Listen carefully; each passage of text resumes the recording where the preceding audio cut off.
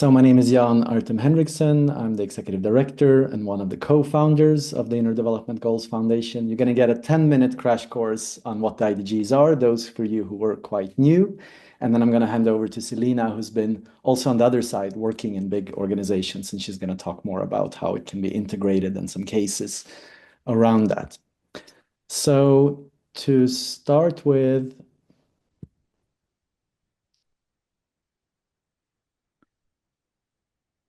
we are an NGO, so we're a non-for-profit organization. It's a foundation, the Inner Development Goals Foundation, and we have 8 co-founding organizations. You can see the Stockholm Resilience Center, the World Business Council for Sustainable Development, that many of your bigger organizations are also part of or familiar with, and several academic institutions like Center for Sustainability Studies at Lund University and the Human Flourishing Program or Network at Harvard University.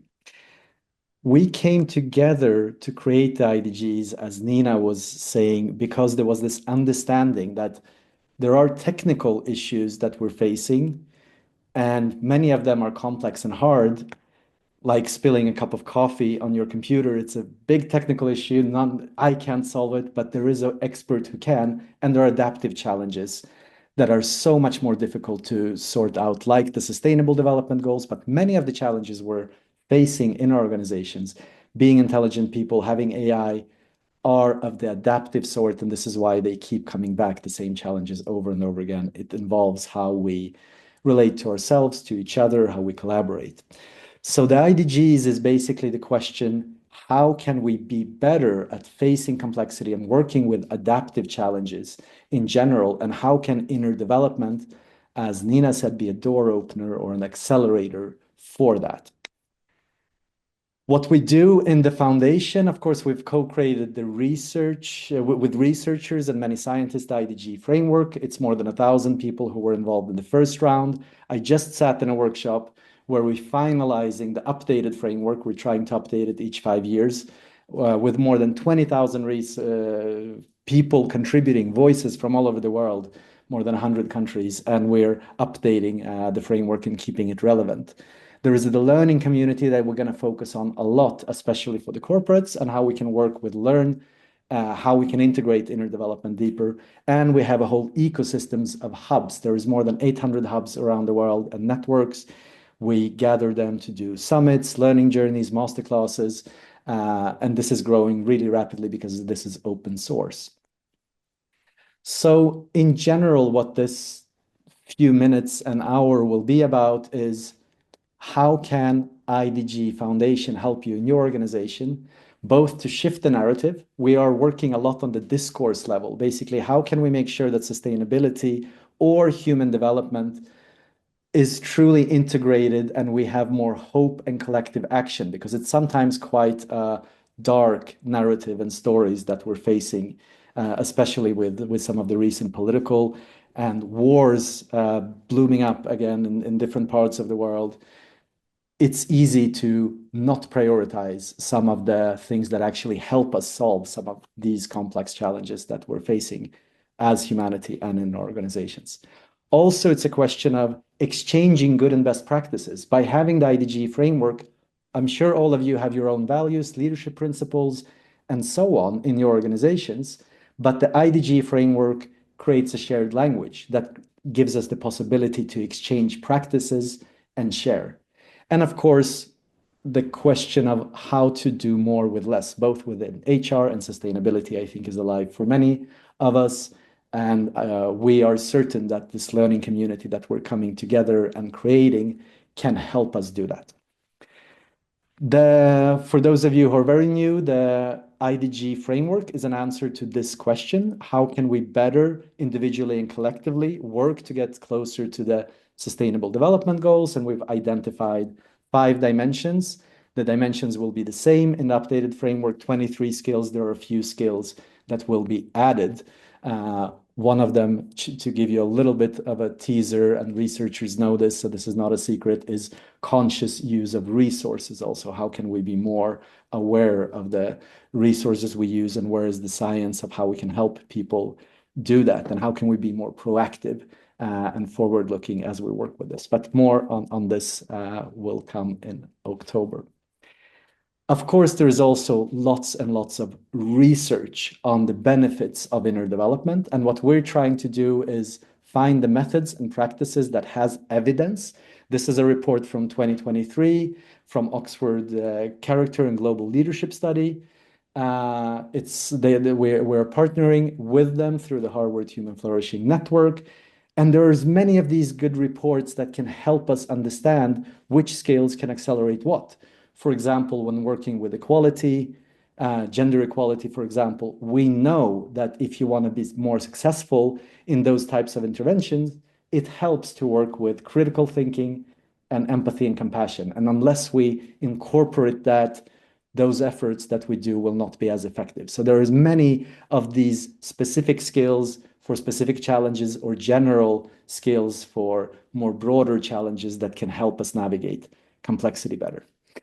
And just before I hand over, I want to brag and also share my sadness for, I mean, I'm Ukrainian. I have the blue and white ribbon, not just for no reason. I have family in Ukraine. I think we all followed Zelensky's meeting with Trump there. Selena and I was actually there a little bit more than half a year ago, invited to share how we are working with IDGs, and we invited some people from IKEA, from the World Business Council, from MIT. You can see Otto Scharmer there, because the earlier administration was actually interested in how to use the IDG framework to accelerate towards their climate goals and in general. And we're working with policy development and countries, unfortunately, not the United States for now, but there are many other countries like Costa Rica, UK, and others where we continue our work.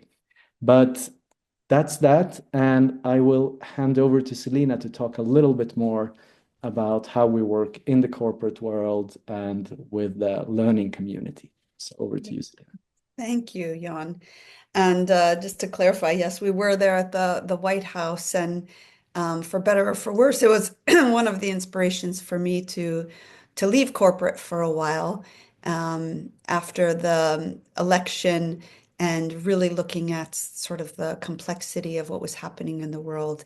It seemed like a great opportunity to put some focus for a period of time on accelerating the inner development goals. And the hope then also for all of you working in organizations is how to do that and embed that in organizations. And that is actually what I've been doing for the majority of the time before having focus, although I've had the pleasure to be part of the Inner Development Goals organization since the beginning, before it was really very clear about what it was, and being able to, on behalf of Ericsson, to be able to invest in some of the early funding for it that made way for what it is today. So I'm very happy to be in this capacity. And then why my passion for continuing to do that work and perspective on inner development. And that has very much to do with the understanding and appreciation for that we spend the majority of our hours at the organizations that we're part of.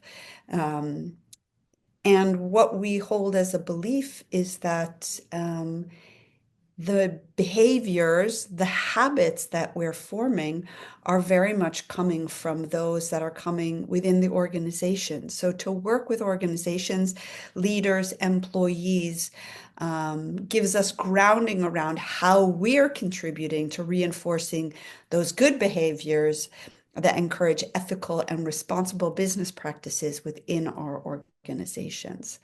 And I know, Nina, that's one of the things that you felt passionate about at Novartis. So maybe you can say a few words around your experience of what that meant to take in the inner development goals framework into a corporate environment where maybe there are different expectations, or navigating how to actually introduce it in a thoughtful way. Yeah, so even before we started talking about the IDG framework as a framework, we were doing big pieces of the work. Novartis was on a culture transformation journey around the aspirations of being inspired, curious, and unbossed. I'm sure many of you know what Novartis is, but it's one of the leading healthcare companies in the world, really at the edge of innovation. But it also means that it's an organization run by doctors and scientists.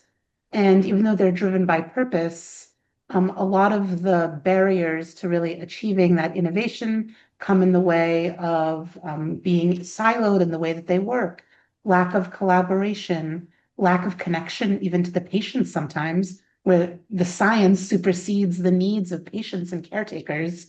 And so on our culture transformation journey, we started working with a lot of people who are actually now scientific advisors to the IDGs around the aspirations of being inspired, curious, and unbossed. And but what we saw in that work, what's interesting for me is somebody who worked in culture transformation, is that there were many pieces of the puzzle that we were still missing. And the IDGs almost became like a roadmap. It's much more than a framework. It's really a map of all the areas that we need to look into that we might be missing over time to make everything work better, not just in our organizations, but also in the context that we operate in. So coming out of this culture transformation work, we also really, where I leveraged the IDGs most strongly, was to build a societal learning function at Novartis. So to move more into that relating, collaborating, taking action space of the framework, so the collective piece to actually help Novartis as this giant really in the healthcare space, also work with the transdisciplinary environment around it. So academia, patient organizations, policymakers, et cetera, because you know what? We can actually all really connect around these human skills and qualities that are within the framework. And what's beautiful about the framework is that it in itself is an ongoing conversation that is adapting. And it's just as Jan said, they're working on the next adaptation now. Mhm. So. Exactly. Thanks, Nina. And as we bring in this to organizations, what we think about is actually this sort of strategic and systematic investment that inner development work can bring to organizations. And we see that it can elevate the quality of our leaders, make them better, stronger through sharper decision making and building stronger teams within the ecosystem. One of the important things that we encourage in the organizations we work with is this collaboration instead of competitiveness between the sustainability units and HR units, for example, to really create a robust way forward to create impact that's not competing but collaborating to achieve those goals for sustainable, future-ready organizations. We talk about employee experience, employee engagement. We really see that working very thoughtfully with inner development enables us to really support more productive employees in a much more meaningful, thoughtful, and deeper way than sort of superficial things that sometimes emerge. Like, a free apple mindfulness is always helpful, but to be able to create the fertile ground for a condition where employees can have genuinely meaningful conversations and disagree with respect is what we really want to encourage. And of course, for better or for worse, we have these beautiful annual reports where we give lots of information about how employees are doing and the work that we're doing around sustainability. But being part of this movement, certainly we've seen has a positive brand image and is evidence that an organization is serious about what they say when it comes to sustainability and well-being of employees. Now, that said, and we have Roberto on the call, so I'm going to pick on you because you're a finance guy and somebody I know. And I worked with Carl, and when he says Melander, he means the previous CFO. And when I was speaking with Carl about inner development, of course, what was helpful was not only to talk about the things I just spoke up on the slide before, but around the risk mitigation, because quite honestly, we know in organizations, sometimes we need to talk about the very concrete money piece and what are the risks we're mitigating by working intentionally and meaningfully with these soft skills, so to speak. And some of the risks that we are mitigating is mitigating the risk of weak leaders. So I spoke about strong leadership. If we're genuinely embedding the inner development skills into our leadership development initiatives, into our core processes, which I'll talk a little bit more in a moment, into how we're doing the work, then we're mitigating that risk of weak leaders. And we know that that has an impact on teams, which has an impact on productivity and output and impact. We're mitigating the risk of reputational and ethical risks. If we're embedding these skills into the ways of working, we're increasing the chance of our leaders and our employees making ethical and responsible business decisions. We're helping that in terms of siloed work, collaboration being one of the skills, making sure that we're encouraging people in a very thoughtful way to work across the silos in organization, which I think in any complex global organization, we see that as one of the issues. And as I spoke about before, this misalignment with ESG and purpose and people processes to really bring that together and mitigate the risk of those over investing or double investing, and of course, mitigating the risk of poor employee engagement, among others. So really a very concrete way to talk about in business terms how working with these skills can very much have impact on some of the very concrete financial risks that we want to mitigate in organizations. So Roberto, I'm going to pick on you. I wonder if you have any reflections on that, given your position and the work that you're doing. Really good point that you had already mentioned it, and I fully agree with those. And basically, we as a part of the global corporate, we need to embrace, communicate, and align those. Also, in regard to compliance and speak up culture. So basically, sometimes there is a misalignment and missing communication from corporate maybe to the local organization. So basically, we need to align those messages and we need to execute the strategy, basically to mitigate any local risk, reputational risk, ethical risk, aligned with the compliance program and financial impact that we can have locally. So basically, fully agree with the comment that you had already mentioned, Selena. Thank you so much. Thank you. Really helpful. So I mentioned about embedding it into the policies, the practices, and processes. And what I know about culture change is that if you have a nice poster and nice words, and then actually the practices and policies and those formal ways of working don't reinforce those skills and behaviors in the organization, you have a disconnect and you never actually get to that sustainable change you want. So one of the things that we did at Ericsson and started to do at Merck Group, and we really encourage in organizations, is to embed this into those formal processes and ways of working. Because if there is congruence in those processes with what you want to achieve, you have a much higher chance of actually implementing the change and really experiencing the culture that you want to create in an organization. And Nina, I know you did a little bit of this also at Novartis as the culture work and embedding it. So I wonder if you could share some of what that looked like. Yeah, I think especially in the curiosity work, what I saw time and time again, and also in other roles, is how siloed our organizations are.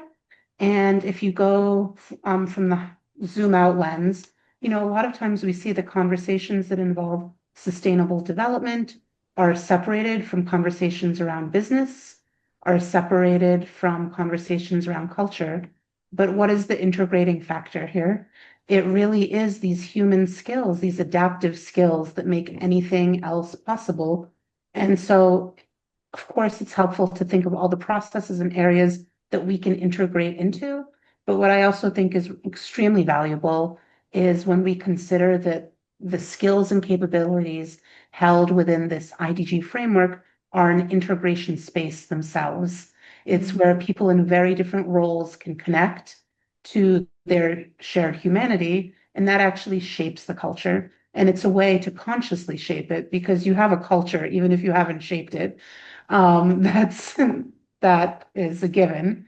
But here's an opportunity for organizations to leverage decades of practices, millennia of practices that actually come up and roll up into this framework to consciously shape that culture and use a lot of the new and emerging practices that the IDG's tools and methods and community promotes that are science-based to actually help accelerate adaptation and a lot of the benefits that Selena, you had listed on the previous slide.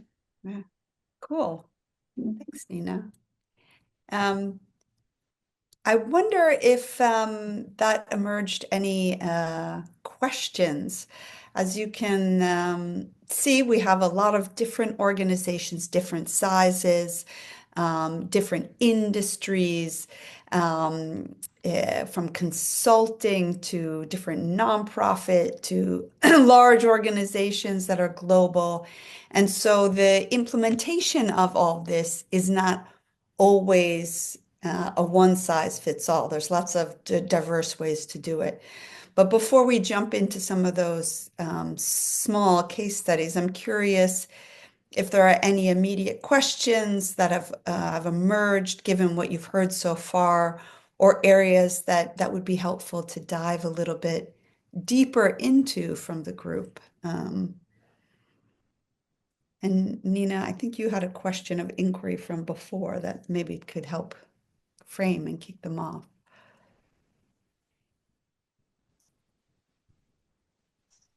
I would love to hear from people, what are you not achieving that you think in your organizations that you think could actually be accelerated by the IDGs, by these human skills? So what are the barriers that you're really encountering where you're facing these adaptive challenges? Say a little bit more and inspire some, perhaps. So, as then we heard, there's not a one size fits all. Well, at Ericsson was part of the original organizations that invested in inner development goals. The framework was not yet developed, and we had just launched our culture transformation, Ericsson on the Move, and 5 focus areas and a new leadership framework.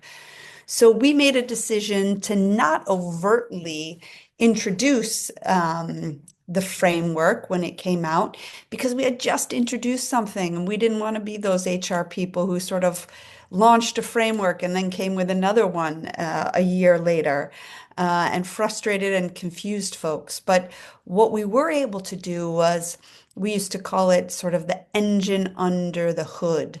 And it really informed the work we did from a culture perspective. It helped us in the central team who was designing and rolling out that culture transformation work, and all of those ambassadors that we had throughout the organization to understand at a deeper level what it really meant to be doing that work from the inner perspective and how to drive that collective inner development in the organization, even though we used the language that we had at Ericsson. So that's one way.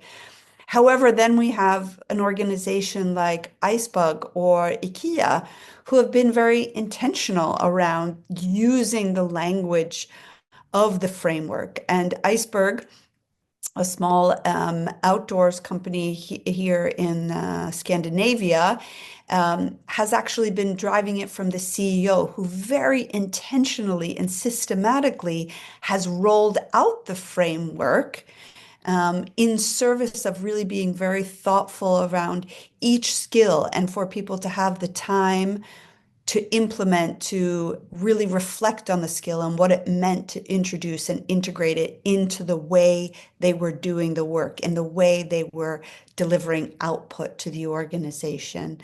And David has actually even written a book, and the whole Iceberg Bug team, and very cool to get some more detailed explanation of what that actually looks like to do that in a much more intentional and obvious way versus how it got implemented at Ericsson.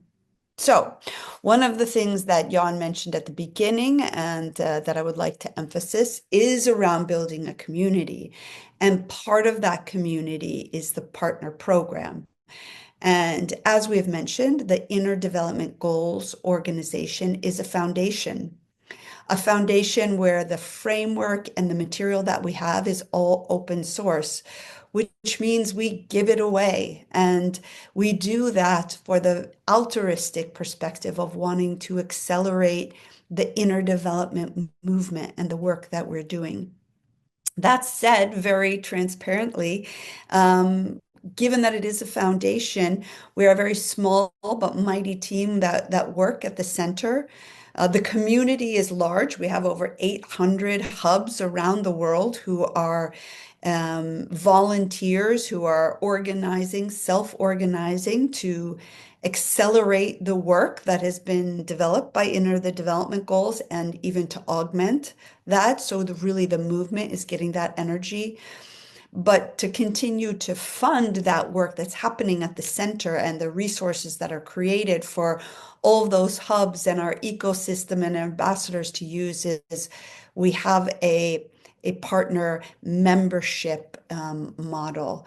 Now, there are lots of benefits to getting the partnership. The first one being part of this movement as an early adopter around pushing this in a more thoughtful way to society. And that is part of what we hope is aligned with the values and the purpose that are articulated by organizations. But we really want to increase our partner base so we continue this work. As a partner, there's lots of things that you also get in addition to just being part of this amazing movement.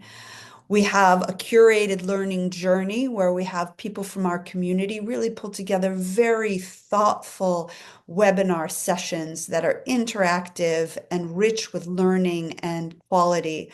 And I've really been impressed by colleagues and friends in the community have been part of curating that work and have done an amazing job.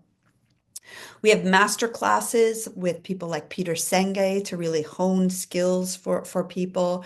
We have an ambassador program, which we have two versions of. We have an online and we have a more rigorous embodied experience. That's a face-to-face immersion program. Both are giving a deeper understanding, knowledge for the inner development work. I would say the immersive program is a bit more of a personal journey experience as well. Having been one of the facilitators, I know what that looked like, but also the online program, extremely appreciated by those. And dates and information more is on the website. We're also contributing and having consortium-like opportunities for partner organizations to collaborate on different research projects that are particularly interesting and relevant for your organizations. We've been doing 2 in-person and 2 online partner meetings, again, to facilitate this sense of community and sharing and richness. And then, of course, we're planning some top-level gatherings for CEOs and other executive leaders in organizations to really embed it into various partner organizations. This is an example of the learning journey I mentioned just to get a sense of the topics, and this will evolve and change. But as I said, really very valuable sessions that are very practical, but also very theory and research based. So just a great curated program. I mentioned the ambassador program. We actually have two with just a few seats available in the immersion one in October and November, both held at Eaksharet, the Oak Island out in the archipelago, which is a very, very special place. And my favorite mother tree is there. So you have to go to find out what that means. But I highly recommend it if you're really interested in deepening your knowledge around inner development. And we also have a number of online programs, again, information available on the website. And of course, some of you have possibly been part of the summit before. If you haven't, I've been to all of them. I've also been to a lot of other conferences and summits. I find this one particularly well curated, very meaningful, a beautiful integration of the arts, nonprofit, corporate environment. I find it very engaging and provocative, I would say. So if you are looking for something to really inspire you this October, I highly recommend, again, please look on a website and find out. I don't know if there are some people who've been to the summit and maybe have a perspective. Sandra, pretty sure you've been to the summit. I'm not sure if anybody else on the call has been. Yeah, I can only echo what you said. I found it very inspiring. That was my first real touch point with the IDGs, and I found it amazing. Lots of people who were quite inspiring. It was also, like you said, very interesting because it was the first time that I've been to a place where people come together, integrate the arts, and it wasn't.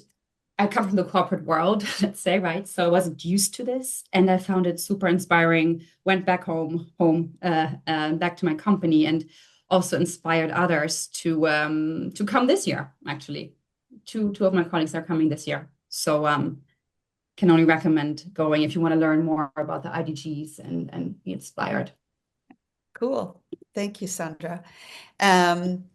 Just to get a little bit more flavor of what it is all about. There's a number of deep dive tracks. So on day 2, so day 1 is sort of like more of open forum and collective.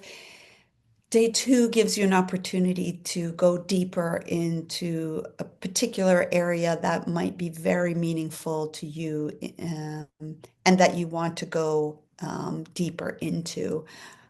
Everything from leading corporate responsibility to age of AI, to this social impact piece, emerging generations, and of course, climate action. So there's a lot of meaningful deep dives. And this corporate element is really around this integration of sustainability and leadership within a big business climate. So a lot of great tracks. Oh, Go ahead, Nina. I just want to add one thing. I think a lot of times, those of us in organizations who first come to the IDGs, we're in HR or talent or sustainability roles. But each year that I went to the summit, I brought business leaders from Novartis. So I brought the country president, I brought the head of a huge piece of clinical research and development work the next year, or the head of value and access in sub-Saharan Africa. And I think especially for those business leaders, they don't get to be in those environments and really see the movements that are out there supporting the work that they're also interested in. And so I guess I would just encourage people to bring your business leaders as well and open their eyes. It's the best way to get sponsorship for this work. Thank you, Nina. That's such a good point, because I think, now I've mentioned HR and sustainability a number of times, but I think where we really see the difference is when we see leaders engaging, and the best way to get them engaged is for them to have a firsthand experience, and to really see that doing things differently might actually solicit a different response and outcome. And I think very often we're asking ourselves that question in organizations. How do we do this better? How do we achieve new goals? How do we motivate people in a different way? But we keep on doing things in the same way. So I think that having leaders experience it versus telling them is such a great example. So thank you for that, Nina. Again, there is a bit of a press here. We're really looking for new partners. As you all know, it is complex times. This human relating crisis that we're facing and some of the geopolitical challenges have impacted organizations like Inner Development Goals. So if your organization is not part of the community, we would love to do that. There are fees associated with different levels and then different benefits to that in terms of workshops with IDG community members, tickets to the summit, tickets to the ambassador program, tickets to the summit again. Part of the learning journey. So really a great opportunity, and you can find out more again on the website or even from us today. So with that, maybe, I don't know, Jan, if you want to emphasize anything else, and then again, we can open it up and have a little bit more of an informal Q&A here with the group. No, I think that's good. I'll stop the recording and let's open up for questions and reflections.